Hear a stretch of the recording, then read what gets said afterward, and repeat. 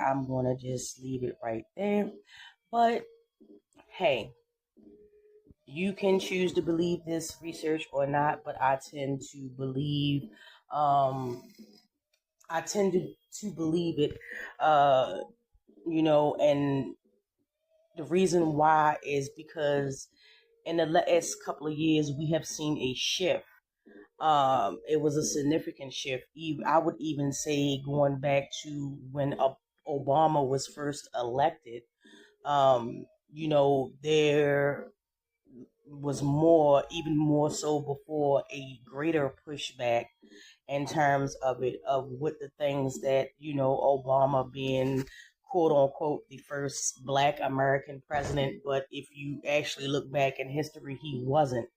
He's the first notable, historically legitimate black president. But like I said, if you look back in history, there were, melanated people serving on Congress, or whatever the case was. But just for this article, I'll say that yes, he was the first black American president. But in terms of me saying that, the great pushback, they try to discredit his birthrights or where he was born from. The fact that he has Nigerian ancestry or parents or whatever the case was, it was a up ramp in a lot of fear mongering and, finger pointing and things of that nature. Believe whether you want to, believe it or not, uh, the truth of it is that this country was built on racism.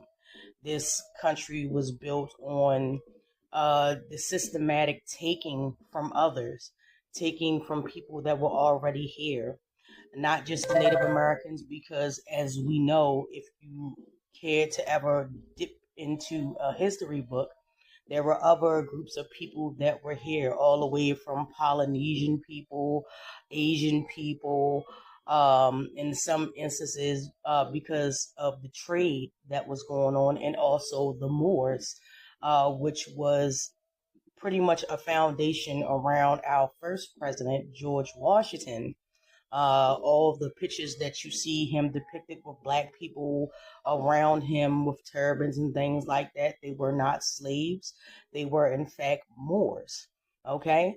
So when you take all of that into effect, not just relying on what was whitewashed and fed to me and, our children in school, you